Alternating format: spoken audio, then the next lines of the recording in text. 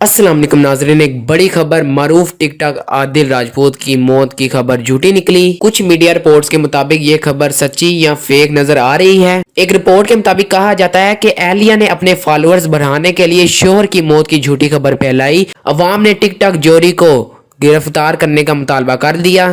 معروف ٹک ٹاکر عادل راجپوت کی موت کی خبر جھوٹی نکلی۔ اہلیہ نے اپنے فالوورز بڑھانے کے لیے شوہر کی موت کی جھوٹی خبر پھیلائی۔ میڈیا رپورٹس کے مطابق منگل کے روز معروف ٹک ٹاکر عادل راجپوت کی اہلیہ کی ویڈیو سامنے آئی، جس میں اس نے بتایا کہ اس کا شوہر ایک ٹریفک حادثے میں جاں بحق ہو گیا۔ اس ویڈیو میں خاتون مسلسل رونے کی اداکاری کرتی رہی اور یوں دکھایا جیسے وہ بہت ہی صدمے کی حالت میں ہے، تاہم اب یہ خبر جھوٹی نکلی ہے۔ خاتون نے محض ٹک ٹاک فالوورز کی تعداد بڑھانے کے لیے اپنے شوہر مشہور ٹک ٹاکر عادل راجپوت کی موت کی جھوٹی خبر پھیلائی۔ ٹک ٹاک جوری کی اس شرمناک حرکت پر عوام شدید غصے میں ہے۔ عوام کی جانب سے مطالبہ کیا جا رہا ہے کہ اس شرمناک حرکت پر ٹک ٹاک جوری کے خلاف سخت ترین ایکشن لیا جائے۔ لوگوں کی اکثریت کا مطالبہ ہے کہ اس ٹک ٹاک جوری کو فوری گرفتار کیا جائے۔ واضح رہے کہ عادل راجپوت کا شمار ٹک ٹاک کے مشہور سٹار میں ہوتا ہے جو اپنی اہلیہ کے ساتھ ٹک ٹاک ویڈیو بناتا ہے۔